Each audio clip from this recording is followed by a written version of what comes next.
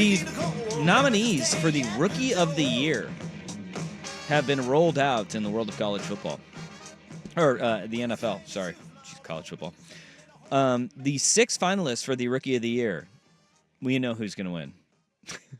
Yeah, no, this is not going to come as a shock. The 6 finalists are Jaden Daniels of the Washington Commanders, Bo Nix of the Denver Broncos, Malik Neighbors of the New York Giants, Brock Bowers of the Las Vegas Raiders, Bryant Thomas Jr. of the Jacksonville Jaguars, and Bucky Irving of the Tampa Bay Buccaneers. Only 6 rookies getting nominated for the Rookie of the Year by the NFL. Bucky had himself a damn fine year. Yeah, they did. Do you notice anything odd about that? No. What's springing up in that? 6 players, 3 colleges represented. Interesting. LSU with Jaden Daniels, Malik Neighbors, Bryant Thomas. Oregon, Bo Nix, and Bucky Irving. Georgia's Brock Bowers entering that. And pretty good group. Yeah. And when you think of that, you think of Oregon is coming off a season where they went 13-0, won the Big Ten their first year in the Big Ten, and then got housed in the quarterfinals of the college football playoff.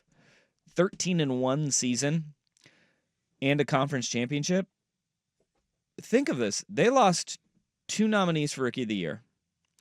Evan Williams of the Green Bay Packers was the 2nd highest rated rookie in all of the NFL. He was one of the highest rated safeties. At safety, yeah. He took a little bit of a dip as the season went on. He got hurt, but he was the number 1 safety the first 6 weeks of the year. Yeah, he stayed at the top for quite some time, or near the top for quite some time, and then he got dinged up. I want to say it was week 14 or something like that. Your guy, Jackson Powers Johnson of the Raiders, he was the 2nd highest rated rookie guard in the NFL.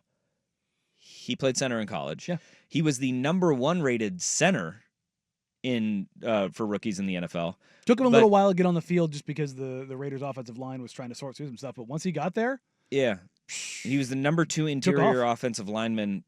Played over 500 snaps at guard and 400 and something at center. So you look at that, and there's 4 impact rookies in the National Football League coming off a roster from last year, and they improved their record.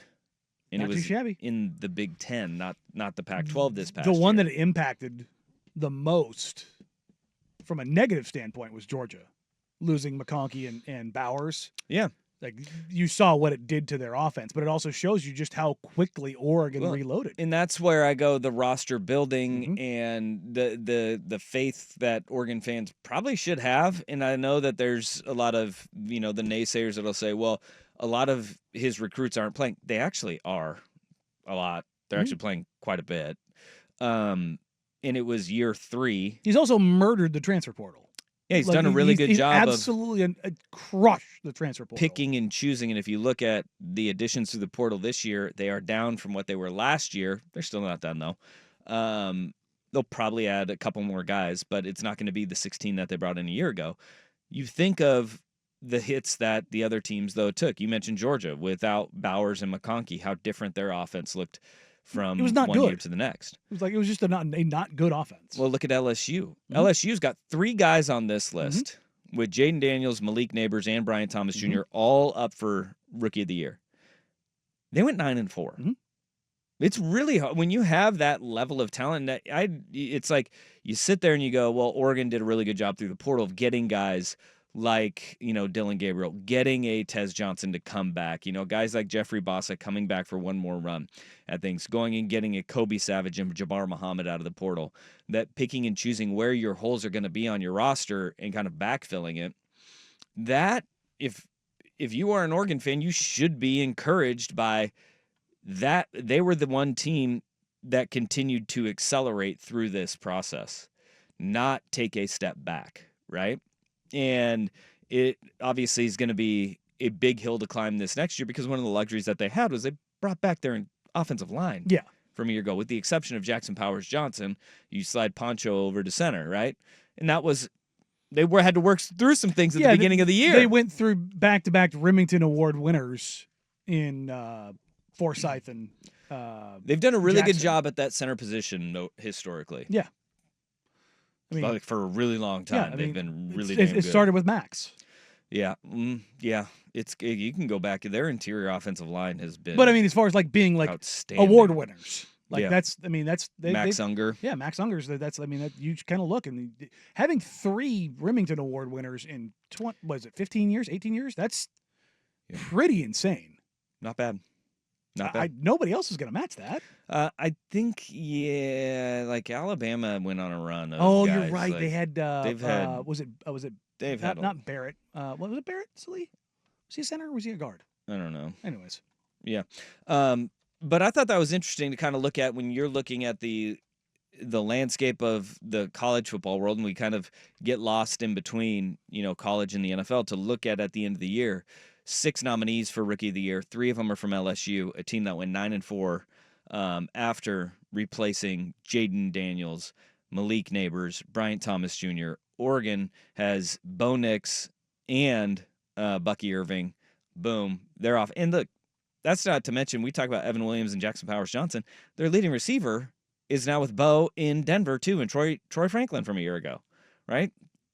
What they lost from 2023 to 2024 was pretty damn significant too, and so something to keep an eye out on. And are you looking at the Remington Award winners there? Alabama did have 3. It's not Barrett Sallee, it's Barrett Jones. I knew I had a Barrett in my head. It was driving me crazy. They had 3 in a 10-year period.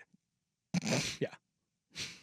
Barrett Jones, Ryan Kelly, and Landon Dickerson. I forgot about Dickerson.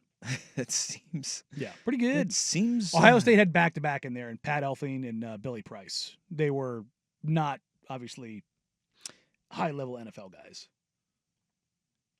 Yeah. Well. But most of these guys did end up becoming high-level NFL guys. Oh, all right. Well, it wasn't JPJ, though, the first winner, though? Yeah, I forgot. They were finalists. Forsyth was finalist. Yeah. I think Hieronymus Grossu was a finalist as well. Yeah. I mean, they've gone on a big run. I thought Alex won for some reason. I had that in my head that he did. But, yeah, I mean, you really got guys like good. here, A.Q. Shipley and Marquise Pouncey, and it's pretty good. Dominic Raiola. Now his kid pretty good too. Yeah. Pretty good too. It's a pretty good indicator.